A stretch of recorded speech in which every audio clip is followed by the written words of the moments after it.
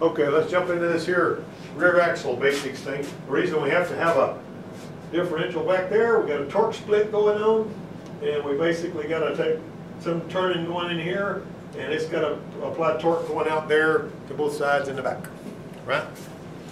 All right, let me turn this over so I can tell what's going on. All right, so now what we have here is you got your brake mounts there. Notice this is drum brakes on here. This is an older looking axle and all that.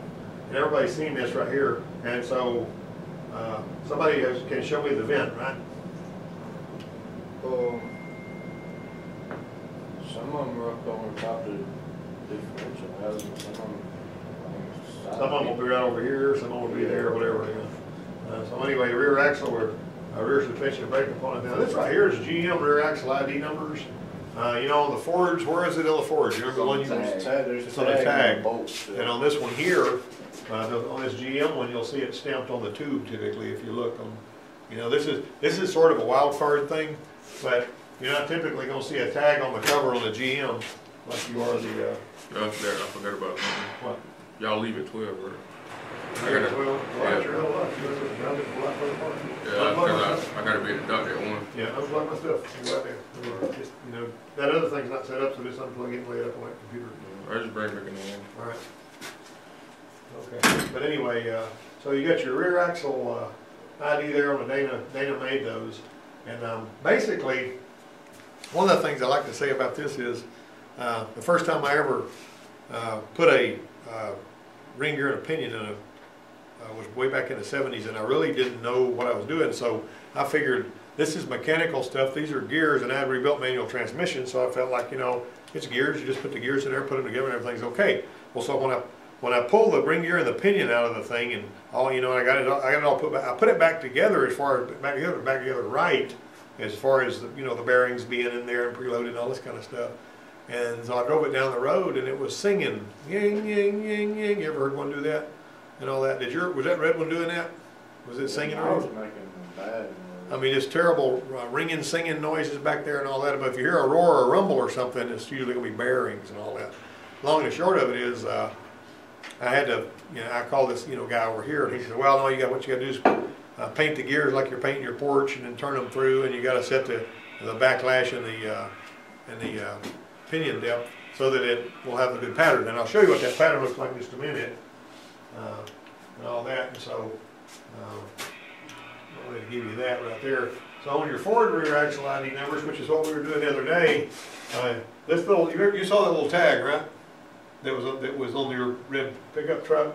And the plant code, the axle ratio, see where the axle ratio is at 355, except that one said 3.55 instead of 3L55. Traction lock, you know, the number 3, if it's an L, is traction lock. See, yours didn't have that because they just turned real free on that other one. It's different. Ring gear, build year, month, build day. See, all of that stuff you can get from that one little tag. Now, you know, carburetors used to have tags on stuff like that too. And some people would neglect to put those back on there. If you neglect to put that tag back on the rear end, it's going to be a real bear for the next guy because he's not going to know what he's got without jumping through some serious hoops, right? How can I figure out what my gear ratio is? I mean, my rear axle ratio if the tag is gone and I don't know. Measure the ring gear. Measure the ring gear? That's what it is, 8 point, or the gear ratio? Yeah, the ratio, not the size of the ring gear. I don't know. Well, I mean, what does it mean when it says 355? What is it? Actually turn the tires compared to the drive shaft. Yeah, that's smart. I mean, you turn the drive shaft, how many times the drive shaft turns for each rotation of the tire? You know, I mean, and it's sort of dicey because you're not going to get an exact number, but you can kind of figure it out. You know, what does your race guys like to use for gear ratios? What do they put in there? 410, 411? You know what, they like a lower ratio because you know, you can scream on there. All right, so this is what they look like. There's your pinion gear, ring and pinion set. And you notice you got these. Now, whenever you get taking these apart, I've got some rear ends you can take apart and all. When you take these off, you're basically on the rear ends that we're working on there, you're going to see some little cast iron shims in there. And they're different from side, you know, there's a bunch of different thicknesses of those suckers. And so when you pull them apart, make sure you keep everything where it was so you don't mix them all up, even if you put them on different sides of the table. these are not interchangeable, even though they look just alike. They'll have arrows pointing on them usually, and the little, you know, the one that you're setting up, if you put it back together and it's locked up and it won't turn, then chances are you probably put the shims on the wrong side. You know what I mean? Because the backlash is set by moving the shims back and forth. I'll show you a little bit more about that in a minute. You gotta take those off, that stuff, right? Yeah, you do. I mean, you basically got to pull that off, and then this right here, you got to pull the yoke off, you know, and so on and so forth. But you 373. If the drive shaft RPM is 800 revolutions per minute, the pinion gear will complete 800 revolutions in 1 minute, which is this one here. The ring gear will complete 214 and a half revolutions in 1 minute. See what I mean? So that's basically what you're talking about, ring gear and all that. And you got different types of gear sets. You got a bevel gear set, which is a lot of the old vehicles had those, really old ones. The bevel gear set was not, you know, they were really noisy, had straight cut teeth, pinion gear was on the center of the ring gear. And what I mean by that is, if you drew this is not perfect, but if you drew it straight through there, it was coming in straight. And then you got the spiral bevel gear set, which the teeth are cut at an angle. It's on center with the ring gear, quieter than the bevel gear set, but resists scoring, but it allows for a larger differential case, basically. And so then finally you got this one here. These are your high point gear set, and that's what just about all of the rear ends you see out there are now on a, you know, if it's a, you know, rear axle deal or the front wheel drive part of it and all that. And so you notice it's quieter, it's sensitive to scoring, differential case must be smaller, requires special lubricant. Now, the carrier that the ring gear bolts to is this piece right here. Now one time when I was working at the international dealer over there in Enterprise, it's basically the place where they sell John Deere lawnmowers now, but back in those days they were international trucks, you know, they did that, and I was working over there. And there was this International Scout came in there and was making really horrible noises from the rear end because this part had popped, it broke. And this was back in 1985. And so I said, okay, by that time I knew how to set up a rear end. But anyway, I took this thing apart and I saw this was broke here and here, and it was just all wobbling around in there. And the ring gear and the pinion, if you drive them, kind of like you were like telling you, if you drive those things to where they're out of line, not lined up right long enough, you'll mismatch the gears and they'll be noisy even though they look just fine. Like on a lot of transmissions, you'll have noisy gears that look just fine. You tear them down, you don't see anything wrong with them, but they'll be noisy as all get out. And when somebody brought my dad a transmission to rebuild, they would just bring him a transmission in the back of a pickup. And they, you know, like a VW Bug transmission or something. They said, can you rebuild this for me? He said, I'm not going to touch it unless you put it back in the car and let me drive it before I take it apart.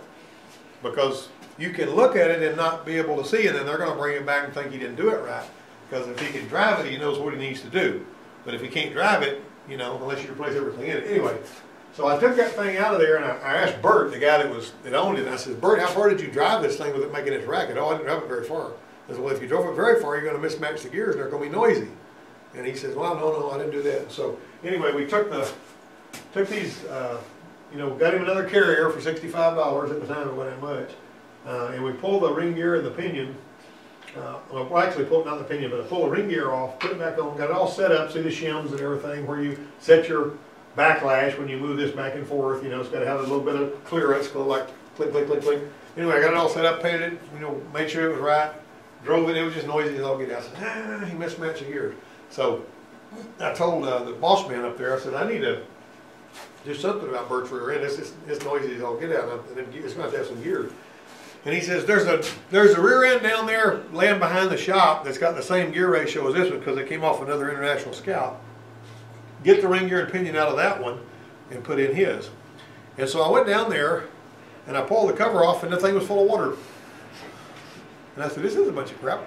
And I said, those gears are so rusty. He says, just pull it, do it anyway. He said, just go ahead and pull it, just get them out of there and put them in there. Okay, you're the boss. You know, the way he was paying me, it didn't matter to me. So I built that sucker up with them gears. They had rust pits all in them, everything looked terrible. And I set those things up, you know, as good as I could, like you know. And it was just quiet. Never made a sound. It just blew me away how quiet it was. And there was another time. What are these people doing? Who are all these people? They're looking at heat and stuff. Huh? They're looking at heat and elements. And oh, that's Joey brought those guys in here. Okay. All right, so, but anyway, the long and the short of it was, and it's another little short story here. I had to set up the rear end in a, well, you know, how many of you people have gone through your floating axle part of your training yet on a computer?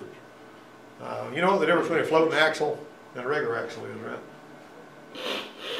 On a 3/4 ton pickup truck with the hubcap off, what are you looking at? Looking at a flange with some bolts, right? You understand what I'm saying? Or on a 1 ton? All right. Where is the weight of that vehicle being carried on those axles? Huh? Actually, the axle tube on the floating axle is where the bearings are, where the weight's being carried, and all the floating axle's doing is driving the wheels. You can take that flange off and pull the axle out of the rear end, and the truck will still roll around, because the axle's not carrying the weight of the truck as far as the drive axle. But on your axle, like a little Ranger and these little pickups, the axle itself is carrying the weight of the truck, and the bearing is on the, you know, the one you're talking about with the bearing on? That bearing is carrying the weight of the truck, and the axle is actually holding the truck. But on the bigger trucks, they got this axle tube, and the bearings are around it and all that. Well, one of these broke. I mean, the axle broke just inside there, and the chunks of metal was growing around in there, and it swelled that tube on that axle and messed the threads up on it, and I had to get all that mess took out of there. And I looked around all over the place and found a salvage yard axle housing that didn't have a ring gear and pinion in it. So this is just like what I got. So I built it up. But I couldn't move the ring gear far enough from the pinion so that it wouldn't lock up when I put it in there, no matter, you know, what shims I used or whatever. And so I told the machinist that was working over there, we had a machinist in the shop over there, I said, I want you to take 125 thousandths off of this surface right here. And so he took 125 thousandths off of it, and I set it up like that, and it was just, because that was beefy, it had plenty of, you know, 125 thousandths is how much of an inch? An eighth out of an inch. An eighth of an inch is half a quarter, all right? But anyway, but these shims right here, these bearings have got to be preloaded. We can talk about that a little bit more too. All right, there's your differential case, your pinion bearing, and the rotation of that. That's not too complicated. The equal traction straight ahead driving, these gears are not rotating against each other, they're just whirling around, and they're not even reacting with each other until you go into a curve, and then they start, you know, they let the one wheel roll faster than the other one.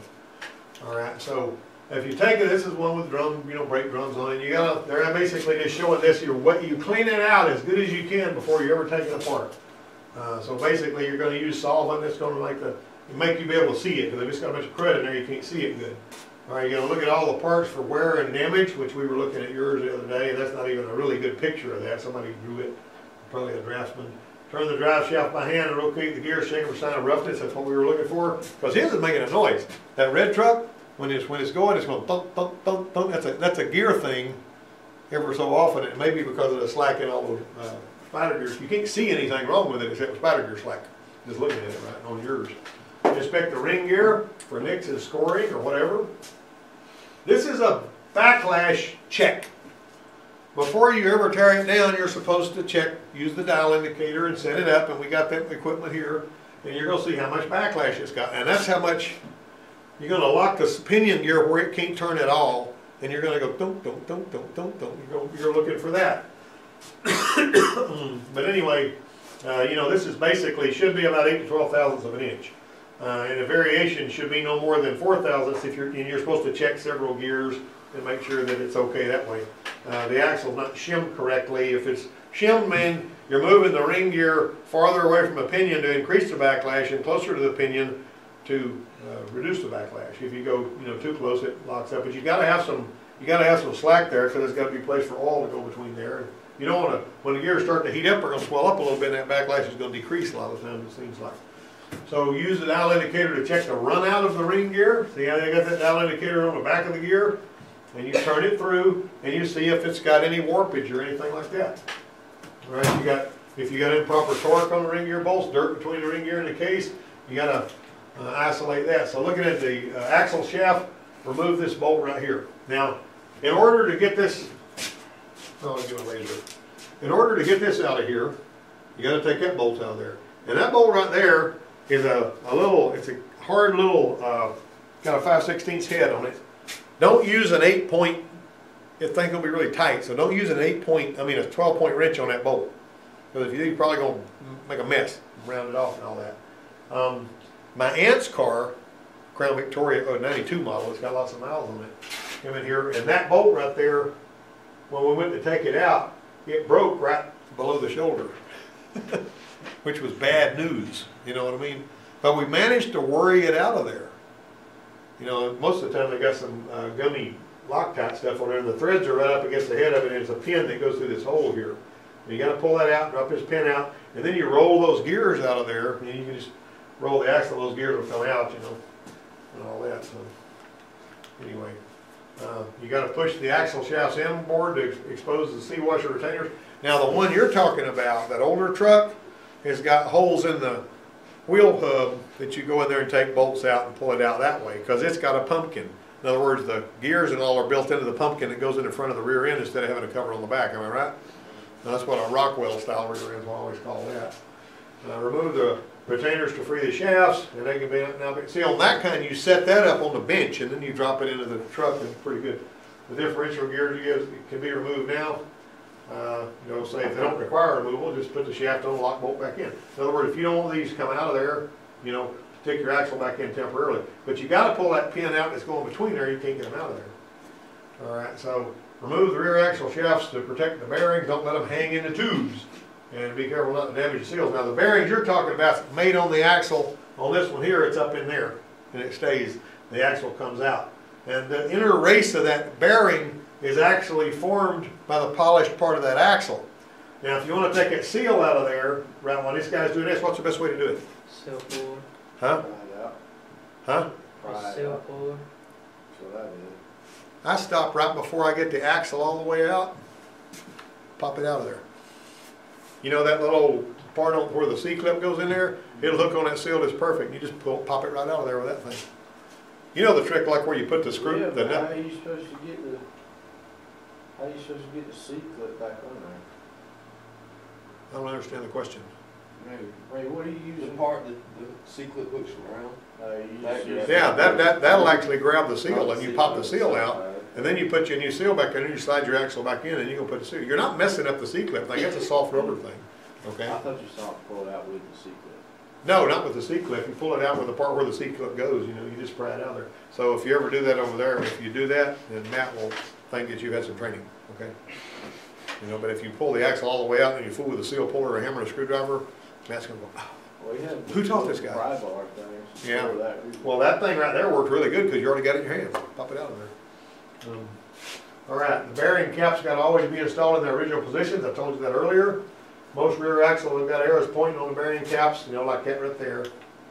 All right, and so you got to loosen the bearing cap bolts, but don't completely remove them. Pry the differential loose inside the caps. Now we've got a tool over here that costs like $500 or $600 that I got that spreads the differential case a little bit so you can get the axle out of there.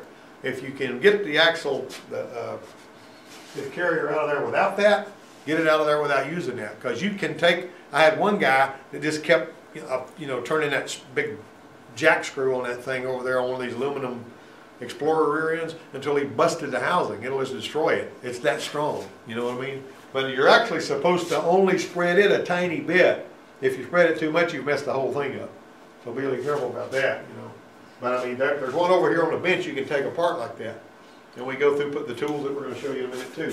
Pull the differential assembly out of the housing with the shims and bearings. Don't mix the shims and the bearing cups. Keep these shims where they are so that you don't put them back together backwards. It does matter when you put them back in if you don't want to do that.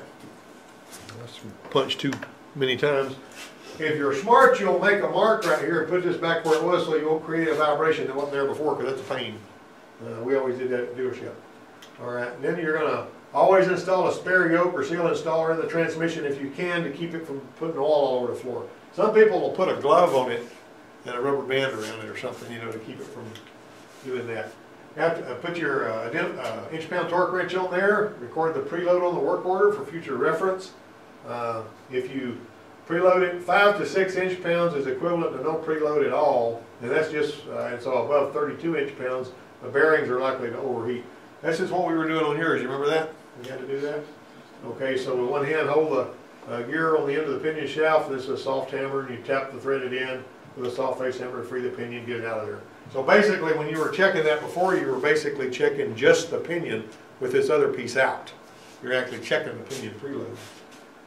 So the rear bearing cone and all that remains pressed on the pinion shaft, and so you gotta get that.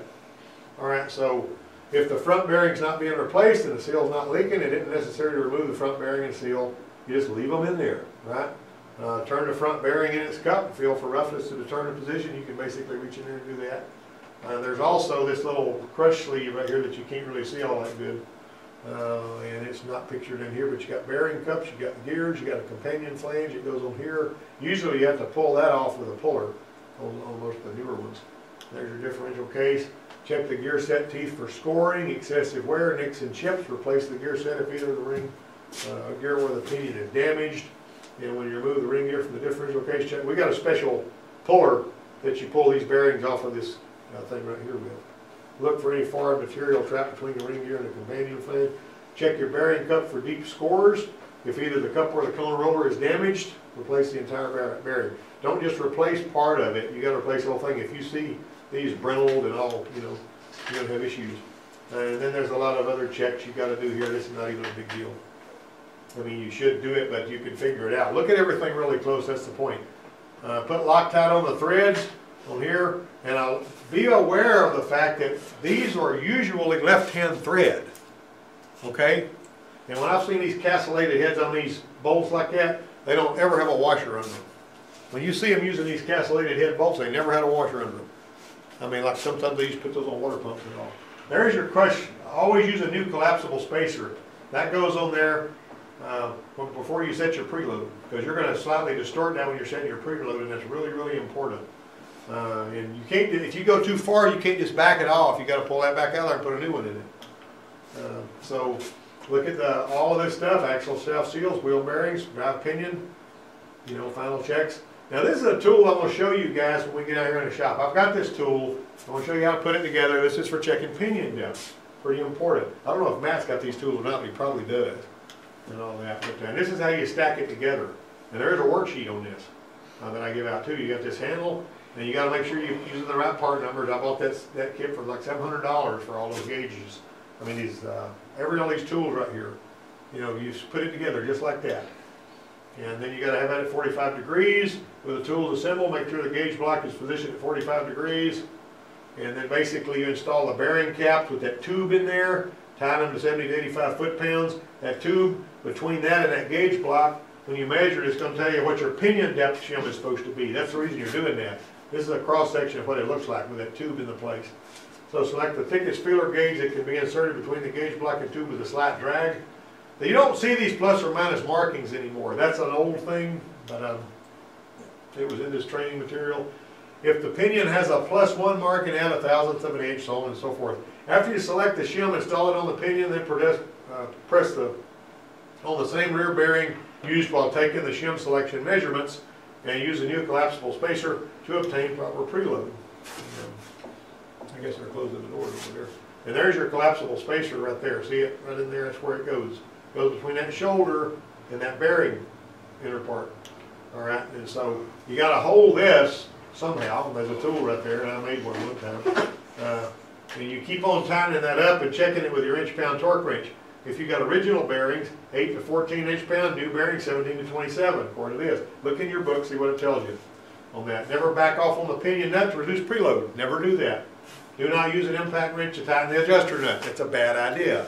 I got a video on this. It's been watched by 400,000 people about replacing the pinion seal without this. And some ding dong put on there and says, "Hey, don't you know what a torque wrench is?" Well, you don't use a torque wrench on this. You know, you tighten it and you recheck it, you tighten it and you recheck it. You're not worried about the torque on the nut. You're worried about how much it takes to keep it going. All right. And so basically, with the pinion depth properly set, the drive pinion installed, a nominal shim on the left side. And what they tell you to do is get some shims, you know, from the shim, you know, selection you got in your, and somebody that does a lot of this, have a bunch of them, so that you can just push them in there with your thumbs. And when you get the preload set, by moving them around back and forth, then you add like 4 to 6 thousandths to each one and drive them in there to set the preload on these bearings here. Because the reason these have to be preloaded is you don't want the gears moving anyway. You want them just turning, but you don't want them moving, you know, changing the relationship between the gears. And so install progressively larger shims on the right side until the largest shim selected can be inserted by hand. That's what we're talking about. Install the right side bearing cap and tighten the left side. And see, this gives you a nice little deal here. Use your dial indicator with brackets to measure the backlash. And this back here actually is a little chart to tell you the thickness change required to change the backlash, you know, so on and so forth. And all that, you're not gonna memorize that looking at this slide anyway. Rotate the differential several times to make sure the bearings are seated, you don't have anything binding up in there. And on, you know, Ford, remeasure the ring gear backlash and adjust accordingly. You know, Ford's 8 to 15, GM's 5 to 9. And establish a differential bearing preload, increase left and right shim sizes by 6 on a Ford and 4 on a GM rear axle.